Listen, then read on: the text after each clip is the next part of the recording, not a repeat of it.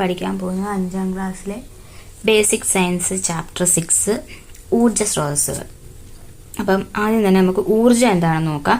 ഊർജ്ജം പ്രവൃത്തി ചെയ്യാനുള്ള കഴിവിനെയാണ് ഊർജ്ജം അഥവാ എനർജി എന്ന് പറയുന്നത്. ഊർജ്ജത്തെ നമുക്ക് കാണാൻ കഴിയില്ല, വിവിധ പ്രവർത്തനങ്ങളിലൂടെ അത് പ്രകടമാകുന്നു. അപ്പോൾ പ്രവൃത്തി ചെയ്യാനുള്ള കഴിവിനെയാണ് എനർജി എന്ന് പറയുന്നത് അഥവാ ഊർജ്ജം എന്ന് പറയുന്നത്. ഊർജ്ജത്തെ നമുക്ക് കാണാൻ കഴിയുമോ? ഇല്ല, വിവിധ പ്രവർത്തനങ്ങളിലൂടെ അത് പ്രകടമാകുന്നു. ചൂട്, പ്രകാശം തുടങ്ങിയവ നമുക്ക് അനുഭവിക്കാൻ കഴിയുന്ന ഊർജ്ജ രൂപങ്ങളാണ്. അപ്പം നമുക്ക് അനുഭവിക്കാൻ കഴിയുന്ന ഊർജ്ജ രൂപങ്ങൾ ഏതൊക്കെയാണ്? ചൂട്, പ്രകാശം. അടുത്ത ഇന്ധനങ്ങൾ അഥവാ ഫ്യൂവൽസ് ആണ്. ഇവിടെ വിറകടുപ്പ്, മണ്ണെണ്ണ അടുപ്പ്, ഗ്യാസ് അടുപ്പ്, കുറെ പിക്ചർ കൊടുത്തിട്ടുണ്ട്. കത്തുമ്പോൾ താപം പുറത്തുവിടുന്ന വസ്തുക്കളാണ് ഇന്ധനങ്ങൾ. വിറക്, മണ്ണെണ്ണ, LPG, പെട്രോൾ, ഡീസൽ, കൽക്കരി തുടങ്ങി ധാരാളം വസ്തുക്കൾ ഇന്ധനങ്ങളായി ഉപയോഗിച്ചു വരുന്നുണ്ട്.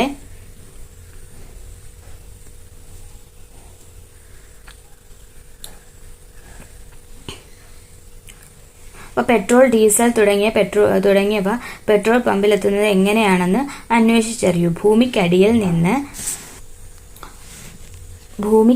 നിന്ന് ലഭിക്കുന്ന ക്രൂഡ് ഓയിൽ സംസ്കരിച്ചാണ് ഇവയുണ്ടാക്കുന്നത്, അതായത് പെട്രോള്, ഡീസൽ തുടങ്ങിയവ.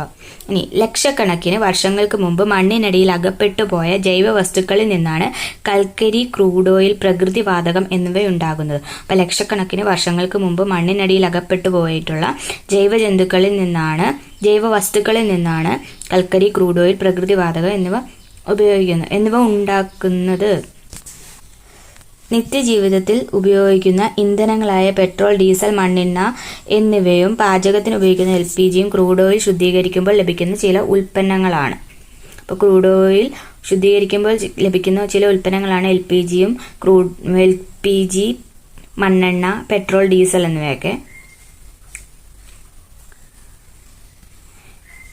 എണ്ണക്കിണർ, എണ്ണ ശുദ്ധീകരണശാല, പെട്രോൾ പമ്പ്, ഇതിൻ്റെയൊക്കെ പിക്ചർ കൊടുത്തിട്ടുണ്ട്.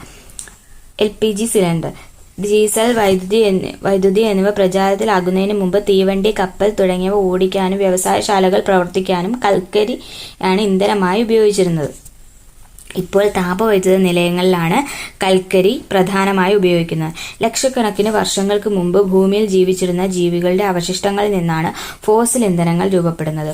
അപ്പോൾ ലക്ഷക്കണക്കിന് വർഷങ്ങൾക്ക് മുമ്പ് ഭൂമിയിൽ ജീവിച്ചിരുന്ന ജീവികളുടെ അവശിഷ്ടങ്ങളിൽ നിന്നാണ് ഫോസിൽ ഇന്ധനങ്ങൾ രൂപപ്പെടുന്നത്. ഇവ ഉപയോഗിക്കുന്നതനുസരിച്ച് തീർന്നുകൊണ്ടിരിക്കുന്നു. അതുകൊണ്ട് ഇവയെ പുതുക്കാൻ കഴിയാത്ത ഊർജ്ജ സ്രോതസ്സുകൾ അഥവാ നോൺ റിന്യൂവബിൾ എനർജി എന്നാണ് അറിയപ്പെടുന്നത്. നോൺ റിന്യൂവബിൾ എനർജിയാണ് ഫോസിൽ ഇന്ധനങ്ങൾ എന്ന് പറയുന്നത്.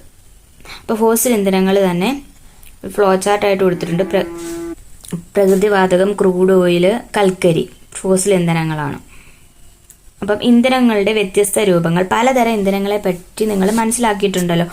വിറക്, മണ്ണെണ്ണ, diesel, petrol, jet fuel, naphtha, കൽക്കരി, LPG തുടങ്ങിയവ ചിലതാണ്. ഇതുകൂടാതെ മറ്റ് ഇന്ധനങ്ങളും കണ്ടെത്തി അവ ഏതെല്ലാം അവസ്ഥയിലാണെന്ന് തിരിച്ചറിഞ്ഞ് കൂട്ടങ്ങളാക്കാനെന്നാണ് പറയുന്നത്. അപ്പം ഇന്ധനങ്ങളെ ഖരം, ദ്രാവകം, വാതകം എന്നിങ്ങനെ 3ആയിട്ട് തിരിച്ചാൽ ഖരത്തിൽ വരുന്നത് ഏതൊക്കെയാണ്? കൽക്കരി, വിറക്, പീറ്റ്, പിന്നെ ചാർക്കോൾ, കോക്ക് അതൊക്കെ വരും.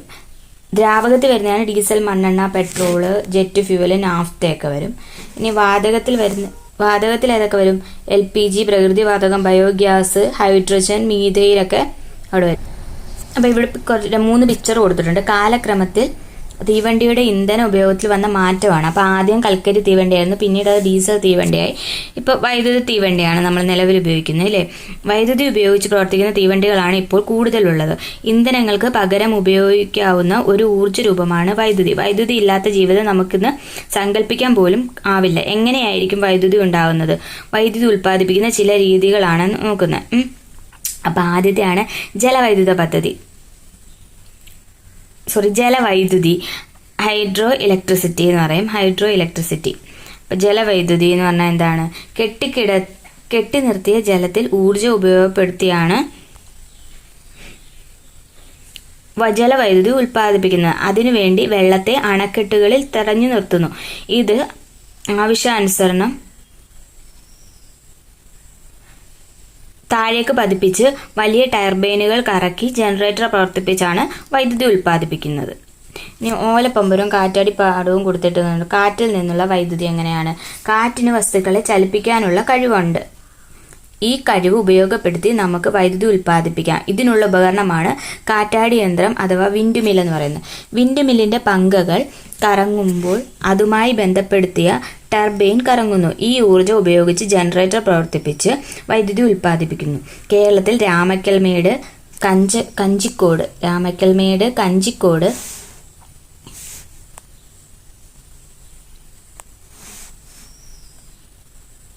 കേരളത്തിലെ രാമക്കൽമേട്, കഞ്ചിക്കോട്, അട്ടപ്പാടി എന്നിവിടങ്ങളിൽ കാറ്റിൽ നിന്നുള്ള വൈദ്യുതി ഉൽപ്പാദിപ്പിക്കുന്ന പ്രദേശങ്ങളാണ്.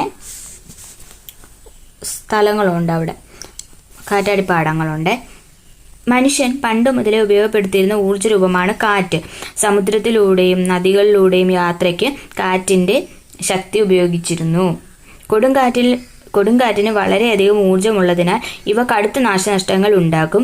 ഇന്ന് കാലാവസ്ഥാ മുന്നറിയിപ്പിലൂടെ ഇത്തരം കാറ്റുകളുടെ സാധ്യത മുൻകൂട്ടി അറിയാനും മുന്നറിയിപ്പുകൾക്കനുസരിച്ച് മുൻകരുതലുകൾ എടുത്താൽ അപകടങ്ങളും നാശനഷ്ടവും കുറയ്ക്കാനും ആകും. ഇനി അടുത്ത് സൂര്യപ്രകാശത്തിൽ നിന്ന് ഊർജം. സോളാർ എനർജി എങ്ങനെയാണ് ഉണ്ടാകുന്നത്? സൗരോർജ പാനലിലുള്ള സൗരോർജ സെല്ലിൽ സൂര്യപ്രകാശം പതിക്കുമ്പോൾ വൈദ്യുതി ഉൽപ്പാദിപ്പിക്കുന്നു. അപ്പോൾ ഈ പാനലിൽ സൂര്യപ്രകാശം പതിക്കുമ്പോൾ വൈദ്യുതി ഉൽപ്പാദിപ്പിക്കപ്പെടുകയാണ് ചെയ്യുന്നത്.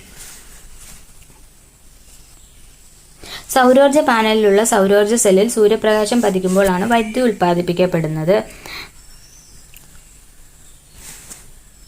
ഇനി അടുത്ത പുതുക്കാൻ കഴിയുന്ന ഊർജ്ജ സ്രോതസ്സുകൾ അഥവാ റിന്യൂവബിൾ എനർജി എന്ന് പറയുന്നത് എന്താണ്? സൂര്യപ്രകാശം, കാറ്റ്, തിരമാല തുടങ്ങിയവ ഉപയോഗിക്കുന്നതിനനുസരിച്ച് തീർന്നു പോകുന്നില്ല. ഇവ പുതുക്കാൻ കഴിയുന്ന ഊർജ്ജ സ്രോതസ്സുകൾ അഥവാ റിന്യൂവബിൾ എനർജി എന്നാണ് അറിയപ്പെടുന്നത്. ഈ ഊർജ്ജ സ്രോതസ്സുകൾ വായു മലിനീകരണം ഉണ്ടാക്കുന്നില്ല. ഇനി കൊച്ചിൻ എയർപോർട്ട് പൂർണ്ണമായും സൗരോർജ്ജം കൊണ്ട് പ്രവർത്തിക്കുന്ന ലോകത്തിലെ ആദ്യത്തെ വിമാനത്താവളമാണ് കൊച്ചിൻ എയർപോർട്ട് എന്ന് പറയുന്നത്. ഈ അന്താരാഷ്ട്ര വിമാനത്താവളത്തിന്റെ മുഴുവൻ പ്രവർത്തനങ്ങൾക്കും ആവശ്യമുള്ള വൈദ്യുതി ഉൽപ്പാദിപ്പിക്കുന്നത് സൗരോർജ്ജ പാനലുകൾ ഉപയോഗിച്ചാണ്.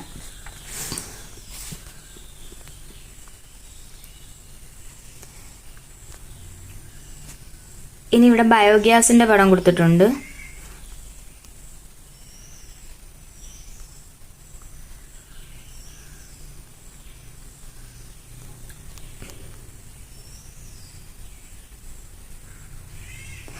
പരിസ്ഥിതി പ്രശ്നങ്ങൾ ഉണ്ടാക്കുന്ന ജൈവമാലിന്യങ്ങളിൽ നിന്ന് ഇന്ധനം ഉണ്ടാക്കാം. ഇങ്ങനെ ഉണ്ടാക്കുന്ന വാതക ഇന്ധനമാണ് ബയോഗ്യാസ്.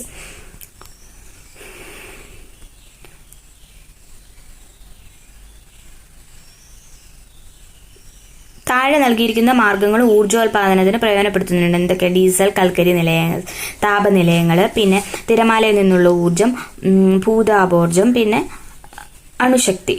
ഇനി നമുക്ക് ചൂടാറാപ്പെട്ടി. ഇന്ധന ഉപഭോഗം കുറയ്ക്കാനുള്ള ഒരു മാർഗം ഊർജ്ജ നഷ്ടം തടയലാണ്. ഭക്ഷണത്തിന്റെ ചൂട് നഷ്ടപ്പെടാതെ സൂക്ഷിക്കാനും പാതി വെന്ത ഭക്ഷണം പൂർണ്ണമായി വെന്തു കിട്ടാനും ഉപയോഗിക്കുന്ന വളരെ ലളിതമായ ഒരു ഉപകരണമാണ് ചൂടാറാപ്പെട്ടി. ചൂട് പുറത്തു പോകാതെ തടഞ്ഞു നിർത്തിയാണ് ഇവിടെ ഊർജം ലഭിക്കുന്നത്. ഭാവിയിലെ ഇന്ധനങ്ങൾ. ഫോസിൽ ഇന്ധനങ്ങളുടെ വിവിധ ഉപയോഗങ്ങൾ മനസ്സിലാക്കിയല്ലോ. ഇവയ്ക്കുള്ള പരിമിതികൾ എന്തൊക്കെയാണ്? ഉപയോഗിക്കുന്നതനുസരിച്ച് തീർന്നു പോകുന്നു. പിന്നെ ഇത് ഉണ്ടാകാൻ കുറെ കാലതാമസം എടുക്കും. ഈ പരിമിതികളില്ലാത്ത ഊർജ്ജ സ്രോതസ്സുകളാണല്ലോ സൂര്യപ്രകാശം, കാറ്റ്, തിരമാല തുടങ്ങിയവ. എന്നാൽ എല്ലായിടത്തും എല്ലാ കാലത്തും ഒരേപോലെ സൂര്യപ്രകാശം ലഭിക്കാറുണ്ടോ? കാറ്റിന്റെ വേഗത ഒരുപോലെയാണോ? അല്ല. ഇവയിൽ നിന്നും എപ്പോഴും ഒരേ അളവിൽ ഊർജ്ജം ഉൽപ്പാദിപ്പിക്കാൻ കഴിയില്ല. ഈ പരിമിതികൾ മറികടക്കുന്ന പുതിയ ഊർജ്ജ സ്രോതസ്സുകൾ കണ്ടെത്താനുള്ള ശ്രമത്തിലാണ് ശാസ്ത്രലോകം. ഹൈഡ്രജൻ, ജൈവ ഡീസൽ എന്നിവ ഇത്തരത്തിൽ പ്രതീക്ഷ നൽകുന്ന ഇന്ധനങ്ങളാണ്. ഇത്തരം ഇന്ധനങ്ങളെക്കുറിച്ച് കൂടുതൽ വിവരങ്ങൾ ശേഖരിക്കാനാണ് പറയുന്നത്. ഇനി നമുക്ക് റിന്യൂവബിൾ എനർജിയും നോൺ റിന്യൂവബിൾ എനർജിയും നമ്മൾ പഠിച്ചായിരുന്നല്ലോ. അതിൻ്റെ എന്തൊക്കെയായിരിക്കും? പുതുക്കാൻ കഴിയുന്ന ഊർജ്ജ സ്രോതസ്സുകൾ ഏതൊക്കെയാണ്? അത് പറഞ്ഞായിരുന്നു. സൂര്യപ്രകാശം, കാറ്റ്, കാറ്റ്, പിന്നെ ജലം, പിന്നെ ജലോർജം, ബയോമാസ്, തിരമാലയിൽ നിന്നുള്ള എനർജി, പിന്നെ ഭൂതാപോർജം. ഇനി പുതുക്കാൻ കഴിയാത്തവ ഏതൊക്കെയാണ്? പെട്രോളിയം, ഡീസൽ,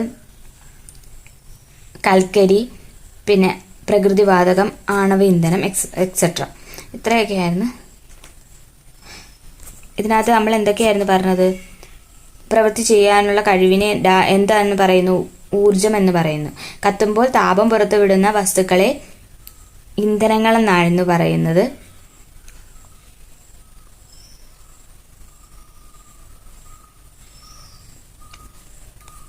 ഇന്ധനങ്ങളെ കുറിച്ചിട്ടാണ് നമ്മൾ ഇതിനകത്തൊക്കെ ഈ ചാപ്റ്ററിനകത്ത് കൂടുതലും പറഞ്ഞുകൊണ്ടിരുന്നത് അല്ലേ. അപ്പോൾ എല്ലാവർക്കും മനസ്സിലായെന്ന് വിചാരിക്കുന്നു. നന്നായി നോക്കുക. Thank you.